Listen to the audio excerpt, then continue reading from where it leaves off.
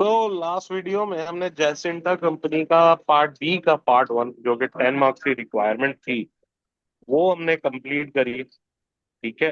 अब हम इस पार्ट में क्या डिस्कस करेंगे भाई। नेक्स्ट पार्ट है explain with calculations how the sale of inventories would be accounted for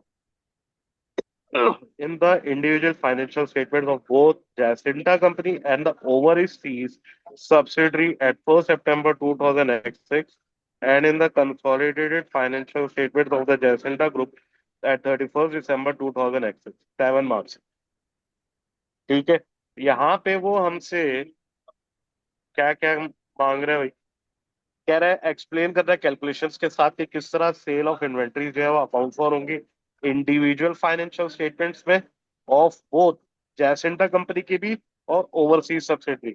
यानी दोनों की इंडिविजुअल फाइनेंशियल स्टेटमेंट्स का भी आपसे मांग रहा है और फिर कंसोलिडेटेड फाइनेंशियल स्टेटमेंट्स का भी मांग रहा है। अब 7 मार्क्स की ये रिक्वायरमेंट है। ठीक है। अब इसके अंदर मजे, इस रिक्वायरमेंट में मैं कहता हूँ मजे, हाय मजे, मजे ही मजे। ठीक है। अब वो मजे मजे में क्यों कह रहा हूँ ये भी सुन लो, एक खुश हो जाओ थोड़े से कि ये कंपैरेटिवली इजी रिक्वायरमेंट आप लोगों के लिए आपसे कि इसके अंदर कैलकुलेशंस की आ रही है ठीक ठाक, तो डिस्कशन लिखना कम पड़ेगा। ठीक है। लास्ट रिक्वायरमेंट इसकी वाइस वर्सा थी। ये इसके उसके अंदर डिस्कशन ही डिस्कशन थी और कैलकुलेशन नहीं थी। तो सेल ऑफ इन्वेंट्रीज मेरी पहली हेडिंग आ गई। ठीक है। फिर एक हेडिंग अब मेरी आ गई जैसेंटा कंपनी एट 1 सितंबर 2006। ठीक है। अब इसके अंदर मैं क्या बात करूंगा।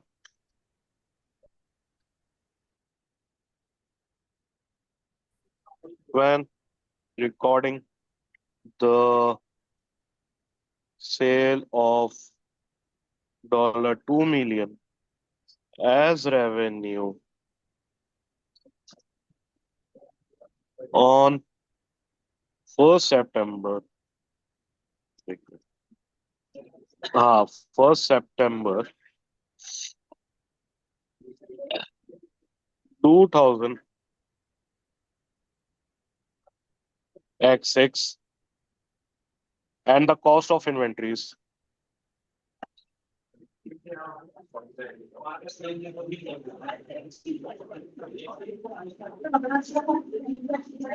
is in cost of sales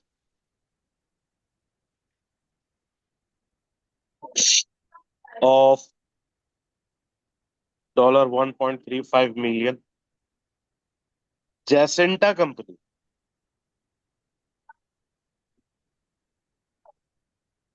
has realized profit of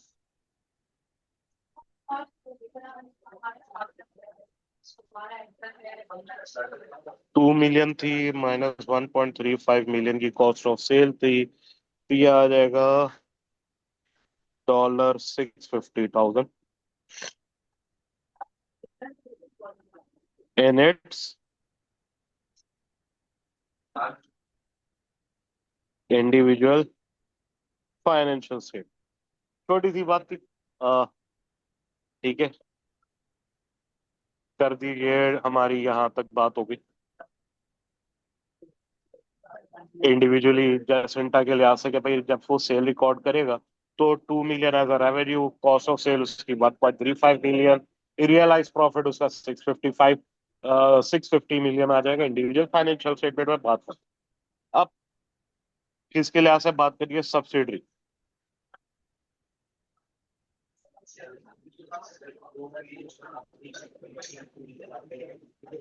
eight 1 September 2006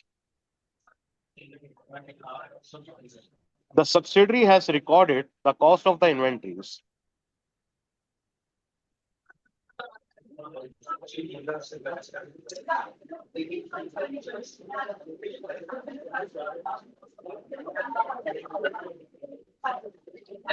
The cost of the inventories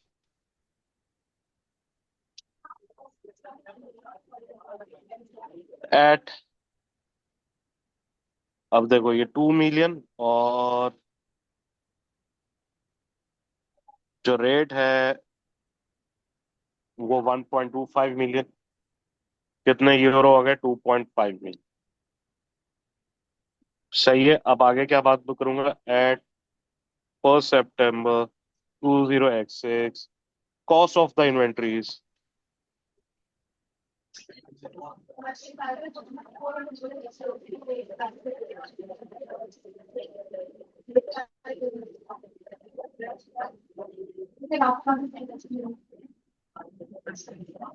first September 2006, जो है कॉस्ट ऑफ इन्वेंट्रीज में क्या क्या चीज आ रही है?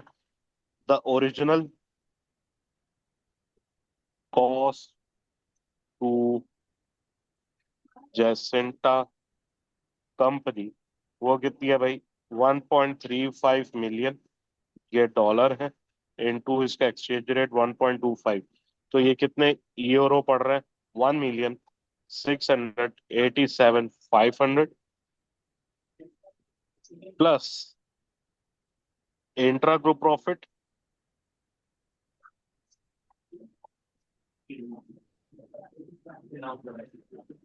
कितना है भाई?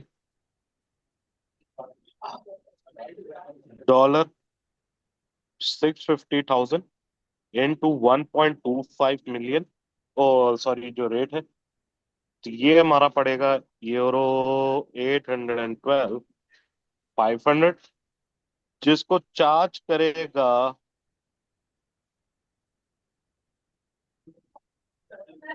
जैसिंटा कंपनी। ठीक है। अब इंडिविजुअल फाइनेंशियल स्टेटमेंट्स दोनों कंपनी की डिस्कस हो गई। अब फाइनली हमने क्या करना है? डिस्कस करना है consolidated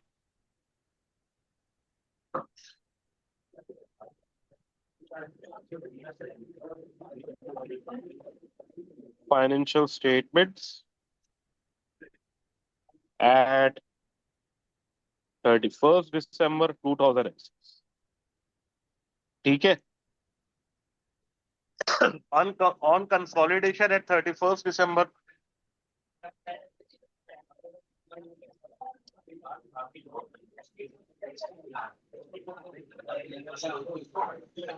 at 31 December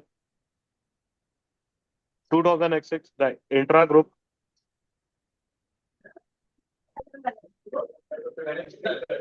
revenue and cost of sale should be eliminated.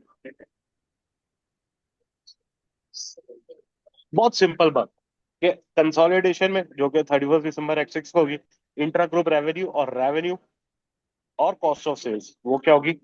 Eliminate हो जाएगी, खट खट। ठीक है, क्यों होगी? दो दिशा में एक जान, लेक्चर में बोला था, दिशा में एक जान, मियां बीवी, राइट। अच्छा जी। फिर इंट्रा ग्रुप प्रॉफिट ऑफ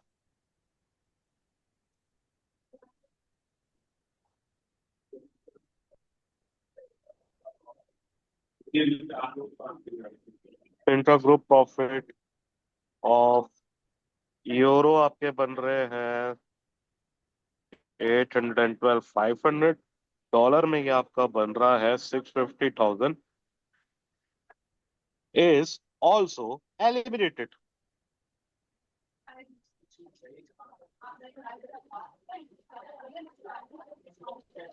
ये भी एलिमिनेटेड हो जाएगा। क्यों भाई? As the inventories has not been sold,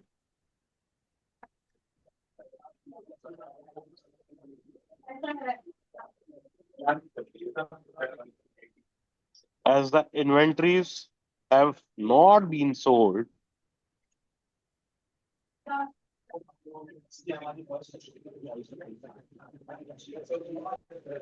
and the profit is not realized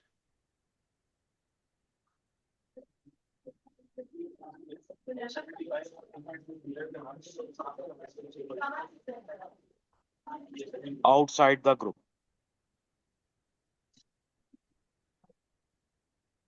क्या भाई? भाई इन्वेंट्रीज जो है वो आउटसाइड द ग्रुप सेल ही हुई नहीं हुई। सब्सिडरी ने पेरेंट को सेल कर दी है या पेरेंट ने सब्सिडरी को सेल कर दिया, तो भाई वही बात ना जो अभी मैं कह रहा था। जो दो जिस्म एक जान, मियाँ बीवी। मियाँ ने बीवी को दे सेल, मियाँ बीवी को इन्वेंट्री दे दे या बीवी मियाँ को इन्वेंट्री दे दे, सेल बुक करोगे, ये जुत्तियां पड़ेंगी। ठीक है, वही वाला सीन है। तो inventory out of the group गई थी। चलो आगे बात करते हैं। When the subsidiary company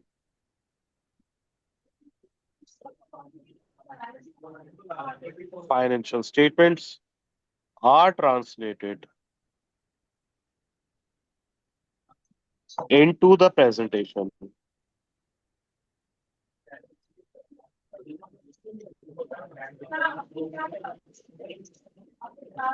currency of the group,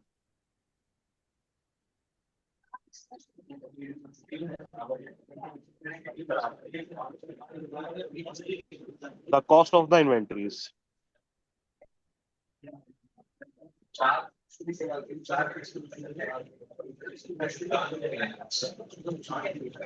of 1,687,500 is translated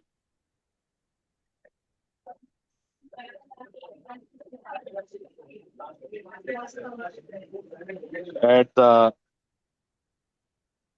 exchange rate at 31st December 2006, and inventories of euro कितना है, 1,687,500, जो कि डॉलर में बन रहा है 1,298,077। ठीक है, इसको आप डिवाइड कर दो किससे, 1.30 आर रिकग्नाइज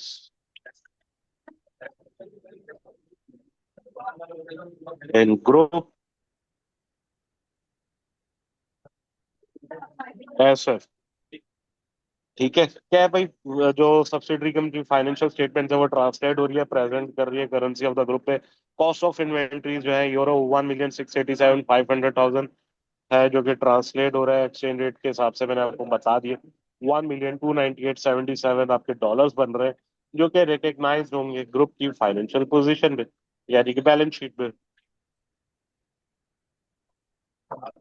एंड में आते हैं भाई, अब आखिर में आते हैं। देयरफॉर, बस क्वेश्चन का एंड है हमारा। Therefore at 31st December 2006, Jacinta Company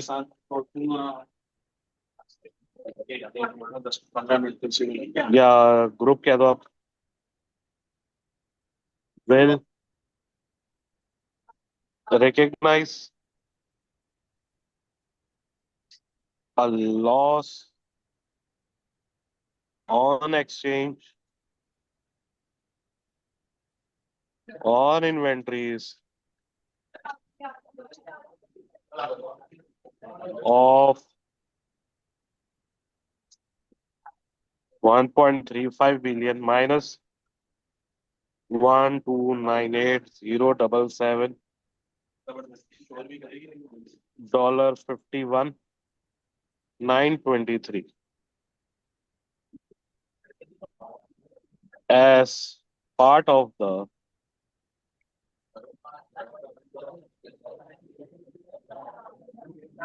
as part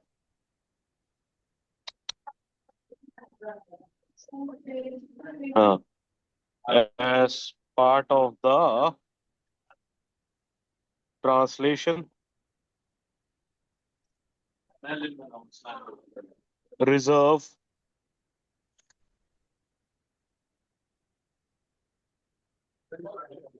associated with S company means subsidiary. ठीक है। तो आखिर में बात यही करिए कि देयरफॉर के एट 31 दिसंबर एक्सेस जैसेंडा ग्रुप जो है वो लॉस ऑन एक्सचेंज जो है इन्वेंट्रीज पर रिकग्नाइज करेगा किस तरह। $1.35 मिलियन माइनस इनिशियली था। एंड में ईयर एंड में ये हो गया 1,298,077 का। तो ट्रांजैक्शन रिजर्व पे $51,923 का लॉस चला जाएगा, जो कि एसोसिएटेड होगा किसे, सब्सिडरी से, एस कंपनी से। एक छोटी सी बात जो कि एग्जामिनर पे एक अच्छा इंप्रेशन डालेगी, वो क्या है? बिकॉज द एस कंपनी यानी कि सब्सिडरी इज होली ओन्ड,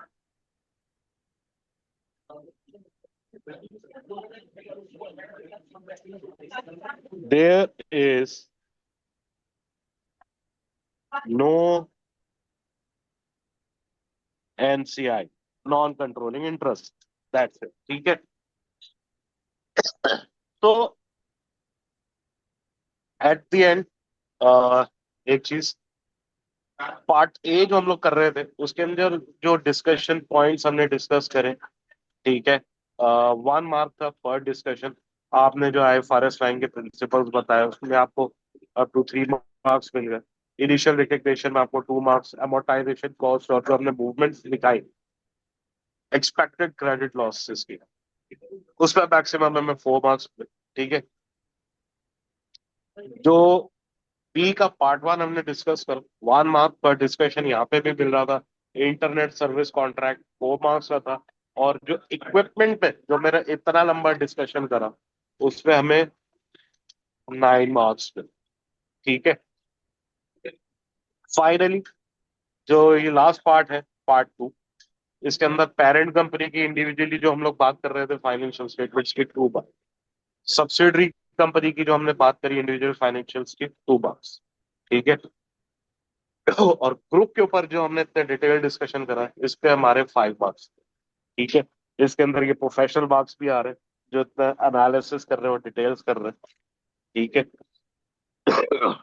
और फाइनली कि सर, ये आप पहले से ही आप सोल्यूशन बना लेते, और फिर आप उसको डिस्कस कर लेते खाली, हमें हैंड आउट दे देते, एक तरफ लिख भी रहे हो और वो समझा भी रहे हो साथ साथ, तो ये तो टाइम बहुत ज्यादा निकल रहा है।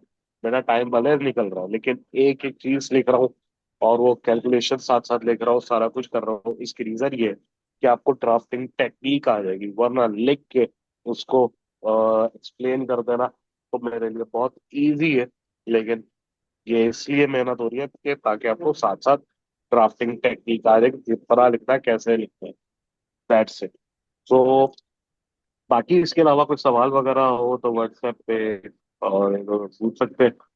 अब तक के लिए इतना ही, और नेक्स्ट क्लास में फिर मुलाकात होगी, तब तक के लिए अल्लाह हाफिज।